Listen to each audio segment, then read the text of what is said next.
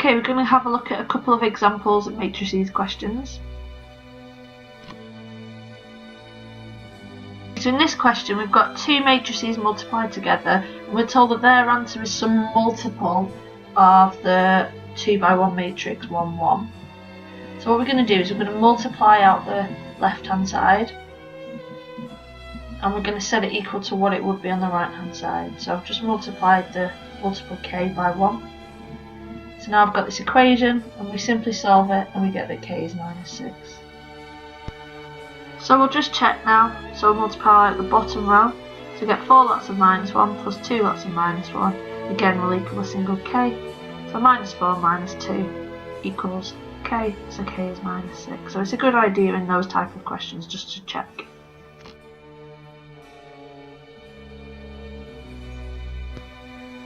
Okay, we've got a second type of question here, so I'm trying to find this matrix M such that when it's times by 5 minus 2 minus 3, 4, I get 23 minus 12 minus 2. So we know that it must be a 2 by 2 matrix, so I've said let M equal A, B, C, D, and these are the unknowns we're trying to find. So we're just going to form an equation then, and we're going to look at each component individually and form an equation. So if we look at the first row and the first column, and multiply those, we know that that must equal 23. First row, first column. Then if you do first row, second column, we know that that must equal -12. Now we've got a pair of simultaneous equations, so you just need to work through that and solve them. So we've times the top one by 2, the bottom one by 5 to get two new equations.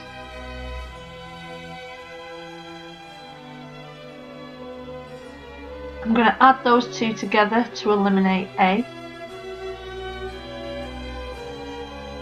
So leave me with 14B equals -14. So B is -1. Sub that back in to find A.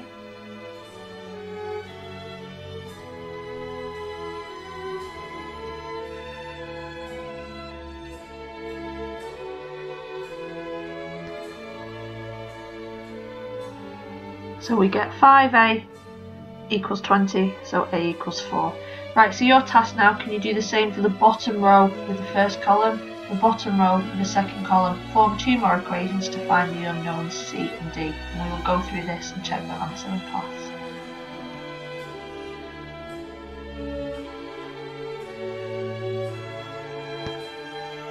So we're going to introduce a few more facts now. So square matrix, it is what it says, it's the same number of rows as columns. Identity matrix is a really important matrix, and you'll see that the diagonal entries from left to right are 1 and all the other elements are 0. Alright, and the rule is that if you multiply a matrix by its identity matrix, then you will just be left with the original matrix. So 2 times 1 plus 1 times 0 would give me my top left entry of 2. Top right would be 2 times 0 plus 1 times 1, which is 1.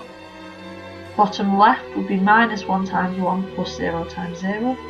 Bottom right, -1 times 0, 0 times 1, 0. Exactly the same as you started with.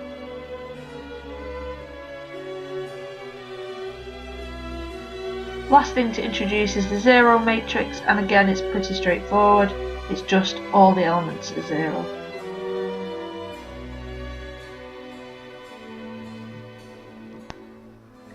Right, can you complete the remaining questions in your workbooks, including the exam questions, and can you go at the exercise as well?